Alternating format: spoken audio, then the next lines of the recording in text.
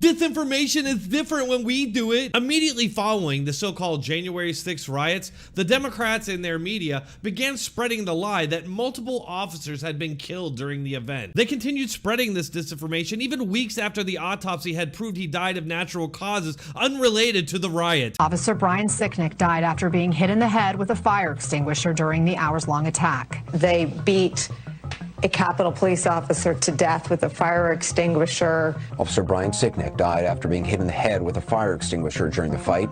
He died at the age of 42 after he was bludgeoned with a fire extinguisher. Oh my God.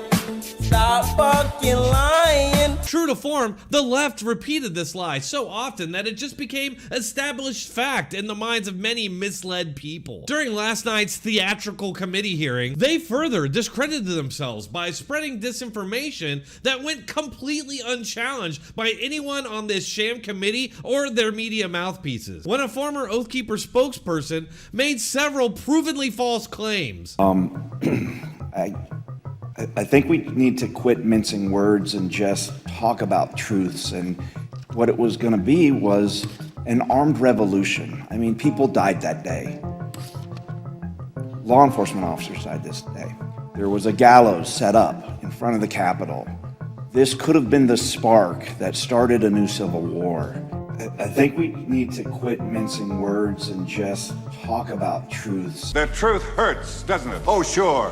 Maybe not as much as jumping on a bicycle with a seat missing, but it hurts. I'm gonna shred these purveyors of disinformation, but first check out this free coin offer. The recent shootings, especially those in schools, is bringing about stricter gun reform bills. Congress has just passed the most significant gun reform bill we've seen in decades. But as we all know, bad guys will always have access to guns. Unfortunately for law-abiding citizens, the Second Amendment has never been more at risk of being infringed than this year. A new site is showing their support for the Second Amendment to create change, and you can get in on it too. The Support the Second coin usually retails for $24.95, but it's currently free for a limited time to bring awareness to the issues affecting gun owners today. Get your free Second Amendment coin today by going to www.supportthesecond.com. That's www.supportthesecond.com. Support gun owners, gun rights, and the Second Amendment. I think we need to quit mincing words and just talk about truths. And what it was going to be was an armed revolution. I mean, people died that day. Law enforcement officers died this day. There was a gallows set up in front of the Capitol. This could have been the spark that started a new civil war. You believe this story? Unreal!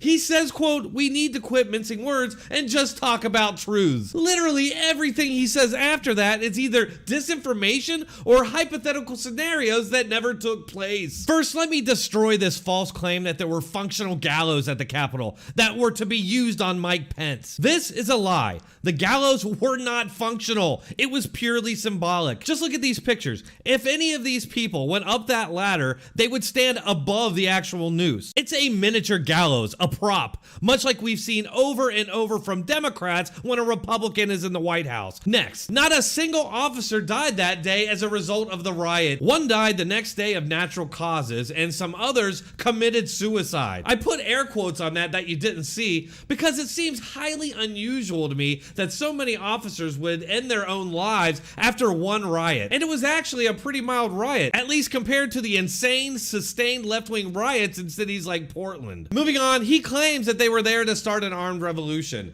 The only problem is, only around 12 people were arrested with legal handguns. But other than that, out of hundreds of people, nobody was armed with anything except maybe a flagpole. Which, by the way, these people consider armed. As usual, they're trying to paint a mental picture in people who don't know any better when they say armed insurrection. It's a lot like mostly peaceful or assault weapon. Let's also not forget that the only person there who was shot was an unarmed Trump supporter named Ashley Babbitt, who was literally surrounded by police and did not need to be shot. Then last lastly, he finishes by saying, quote, this could have been the spark that started a new civil war. It could have been a spark to start world peace. It could have been the time that aliens decided to invade Earth. In fact, the Democrat riots between 2015 and 2020 could have sparked a civil war. Getting rid of the Electoral College could spark a civil war. But the Democrats and the media seem really excited about doing that. Who cares what this guy's hypothetical speculations are?